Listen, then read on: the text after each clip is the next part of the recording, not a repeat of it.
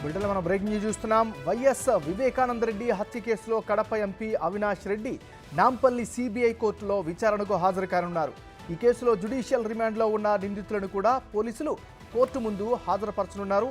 కేసులో అప్రూవర్గా మారిన దస్తగిరి పులివెందుల జైల్లో ఉన్న సమయంలో తనకు ప్రలోభాలకు గురిచేశారని చెప్పాడు. దేవిరెడ్డి శివశంకర్ రెడ్డి కుమారుడు చైతన్యరెడ్డి డాక్టర్ ముసుగులో వచ్చి 20 కోట్లు అడ్వాన్స్ ఆఫర్ చేశాడని, ఎస్పీ రామ్ సింగ్ తనను కొట్టి అప్రూవర్గా మార్చాడని మీడియా ముందు చెప్పాలంటూ ఒత్తిడి చేశారని తెలిపారు. తెలంగాణ పోలీసులతో భద్రత కల్పించాలని దస్తగిరి న్యాయస్థానాన్ని ఆశ్రయించారు. దేవిరెడ్డి శివశంకర్ రెడ్డికి హైకోర్టు షరతులతో కూడిన బెయిల్ను మంజూరు చేసింది.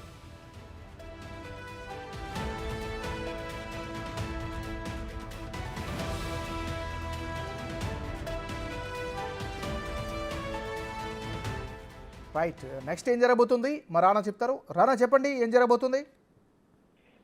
కాసేపట్లో సిబిఐ కోర్టులో ఎంపీ అవినాష్ రెడ్డి హాజరు కాబోతున్నారు. ఇప్పటికే ఆయన అరెస్టు జరుగుతారనేసి కూడా గత సంవత్సరం నుంచి కూడా అనేక వార్తా కథనాలు వచ్చినప్పటికీ కానీ అతను మాత్రం సిబిఐ కోర్టు ఎప్పుడు పిలిచినా కూడా విచారణకైతే హాజరవుతున్నటువంటి నేపథ్యం కనపడుతుంది. దానితో పాటు జ్యుడిషియల్ రిమాండ్ లో ఉన్నటువంటి మరికొంత నిందితులు కూడా ఇవాళ పోలీసులు కోర్టు ముందు హాజరుపరుచున్నారు. ఇప్పుడే 5 నిమిషాలకు ముందు దస్తగిరి కూడా కోర్టుకి రావడం జరిగింది. ఆయన కూడా తను ఎందుకు అప్రూవర్ గా మారాల్సి వచ్చింది ఏంటి అనేది కూడా పూర్తి స్థాయిలో జడ్జికి ఆయన చెప్పే పరిస్థితి కనపడుతుంది. మరోవైపు ఈ కేసులో నిన్న చాలా కీలకమైనటువంటి పరిణామమే జరిగిందని చెప్పుకోవచ్చు. ఎందుకంటే దేవిరెడ్డి శివశంకర్ రెడ్డి చాలా కీలకంగా ఉన్నారు ఈ హత్య కేసులో.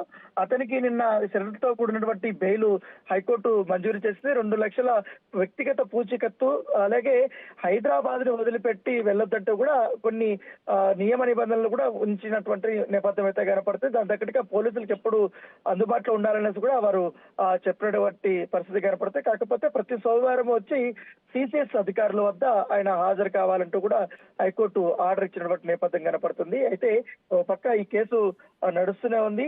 దానికి తగ్గట్టుగానే ఇప్పుడు హైకోర్టులో ఉన్నారు. ఇవాళ రిమాండ్ లో ఎర్ర గంగిరెడ్డి గాని, భాస్కర్ రెడ్డి గాని, ఉదయ్ కుమార్ గాని, సునీల్ యాదవ్ గాని, శివశంకర్ రెడ్డి కోర్టు ముందు ఇవాళ పోలీసులు హాజరుపరిచారు.